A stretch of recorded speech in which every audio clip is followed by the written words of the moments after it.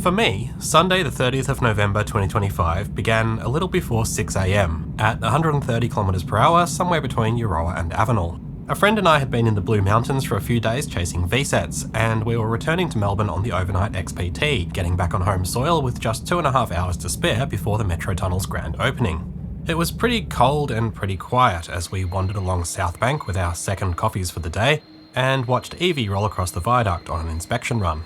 Over at Flinders Street, I took some footage of two things you won't see after the 1st of February when the full Metro Tunnel timetable kicks in. An HCMT heading for East Pakenham, not via the tunnel, and also an EDI Comenge on a not via the tunnel Sunbury service. We caught that out to Footscray, where there was a free coffee van, and we were given some Metro Tunnel lollies, a Metro Tunnel newspaper, and a Metro Tunnel flag. Unfortunately, they'd run out of the most sought-after souvenirs, which were a series of metal badges, but shout out to the guy on the train who gave me this one later on.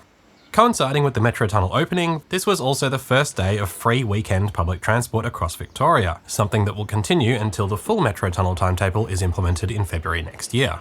What this day marked the start of was what the government has branded the Summer Start, which is a limited public operation of the tunnel for the first 2 months, with trains running only every 20 minutes and only during certain off-peak times. You can go watch my other video on that for more details. There was a little bit of public confusion about which train would be the first one through the tunnel. In the widely circulated timetable for the Summer Start, the first train through on a weekend would be the 9:28 AM ex-Dandenong, getting to the first tunnel station, Anzac, at 10:07. However, for opening day, trains were actually running to a slightly different timetable, with that train being replaced by a 9:03 from East Pakenham, getting to Anzac 5 minutes later at 10:12, which was enough to put the first train in the other direction, the 9:28 from Sunbury, into the tunnel first, arriving at its first tunnel station of Arden 3 minutes earlier at 10:09. So the 9:28 from Sunbury to Dandenong was the first train timed to stop at a Metro Tunnel station, but only by a very small margin. Anzac is also slightly further from the tunnel entrance than Arden is, so the train from East Pakenham would have entered the eastern end of the tunnel no more than a minute or two after our Sunbury train entered the tunnel from the west. We'd arrived at Footscray with a good 50 minutes to spare, and as we waited, the crowd on the platform slowly grew. As did the news that the first train was actually already completely full from Sunbury, and there was a good chance we wouldn't be able to get on it.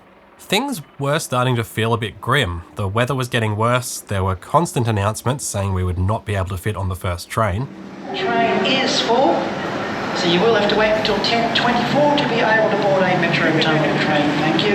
And a media helicopter was hovering overhead, just to add to the effect. Finally, bang on time at 10:04, HCMT set number 2 rolled in.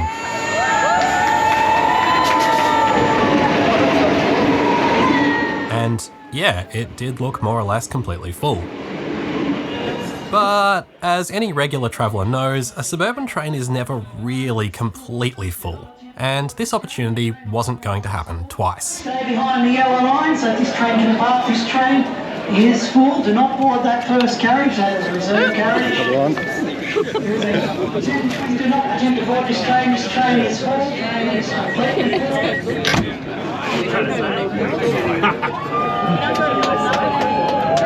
Maybe that's the connection. Good morning, passengers. Here we go. Our next station is in the tunnel and at Arden Station. So welcome aboard and have a fantastic ride. As we clattered over the points for the Metro Tunnel junction, excitement began to build.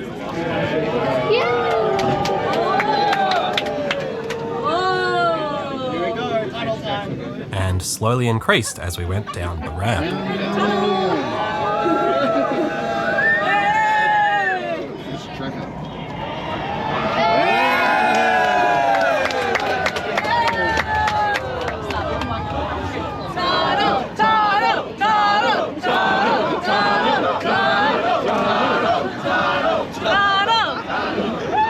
Our train then became the first public train to stop at a Metro Tunnel station as we arrived into Arden, where we accepted a few more passengers onto our completely full train.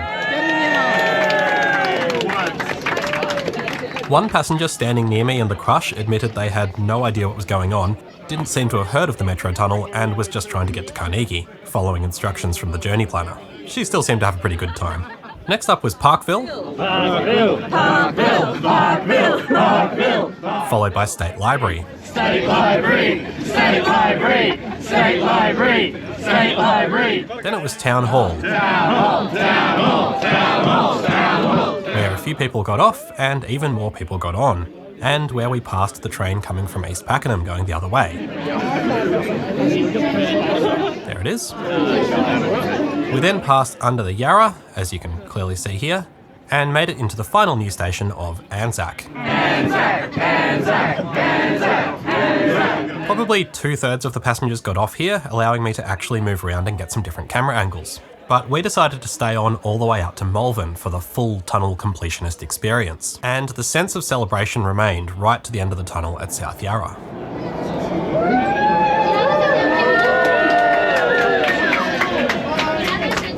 At Malvern, virtually everyone detrained, and the station briefly became a very busy place as everyone made their way over the footbridge to catch the next train going back the other way. This would be the third westbound train into the tunnel, and there was still plenty of excitement as we headed back underground.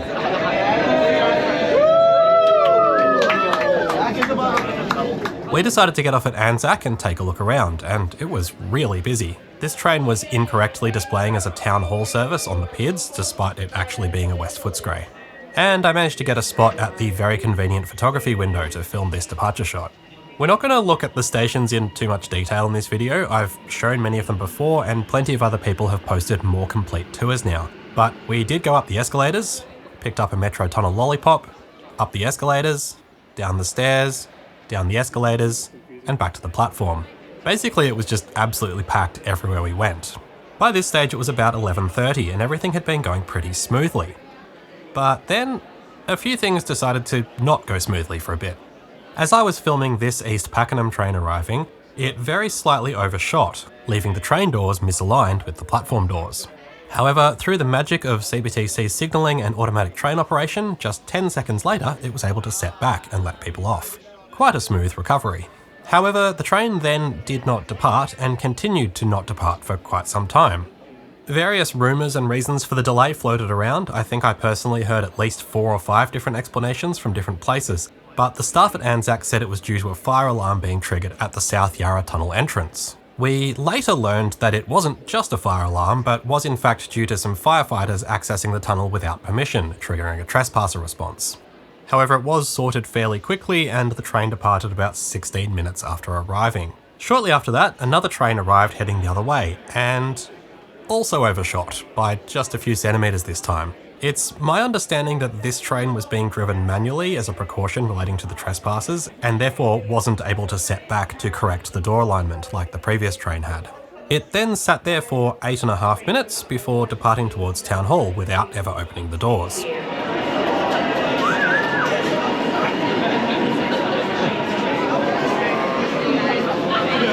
The next westbound train arrived very, very cautiously, I assume also under manual control, and the driver absolutely nailed it.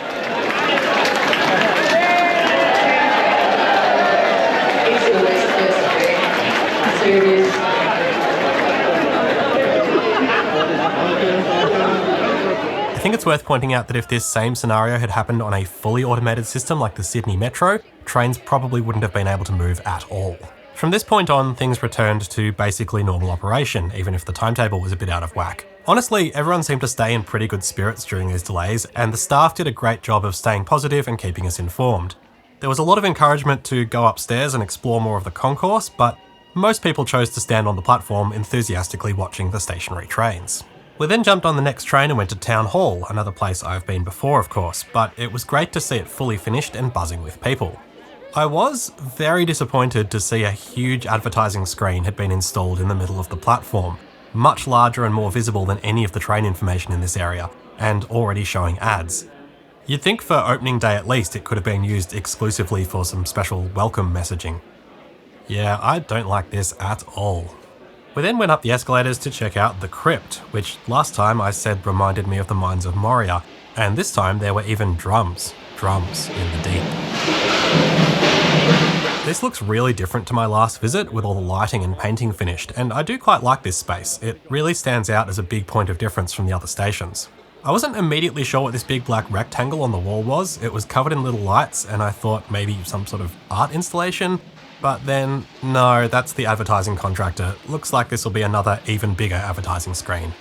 We then went for a ride up the escalators and down the escalators. You might remember in my Parkville video, I commented that there was no clear indication of platform numbers and direction as you come down onto the platforms. And I was pleased to see this has now been somewhat improved with the addition of these signs, which looked like this last time I was here.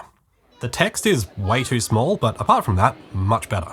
We then moved on to State Library, where it took quite some time to get up to the concourse, as two busy trains had just arrived simultaneously and the escalators were set to afternoon mode, with more going down than up. But then the next ones were running in morning mode and moving people a lot more efficiently. Eventually we made it up to the concourse and headed through the connection to Melbourne Central, which I forgot to film, and down to platform 1, where the next Eltham train was 31 minutes away, due to the one before it having been sent straight to Jolimont due to a points failure. So to fill in the time, we jumped on an East Pakenham train to Flinders Street, and this is another place you won't see HCMTs or East Pakenhams once the Metro Tunnel is fully operational. Please stand behind the yellow line until the train comes to a complete stop. I'll be the first to admit that, compared to some people, I wasn't that excited in the lead up to the opening day. I'd already been to most of the stations, and I was one of a very small number of non-employees who'd already ridden through part of the tunnel on a train. But what I really didn't anticipate was the sheer positive energy from the apparently 70,000 people who showed up to experience this new railway on day one, and it genuinely felt amazing to be part of that. One of my 7 top secret motives behind running this channel is getting people excited about public transport and showing it in a positive light. And to be on a train carrying probably close to 2,000 people, literally cheering with excitement in the name of good passenger rail infrastructure, that was really something. I do have lots more observations to make about the Metro Tunnel, and I'll put those in another video once I've had time to explore it more, so stay tuned for that. If you're in Melbourne this summer, go check out the Metro Tunnel. It's really impressive, there's so much to see, and it's great to experience such a major positive change to our city firsthand. Thanks very much for watching. Tunnel, tunnel, tunnel, tunnel.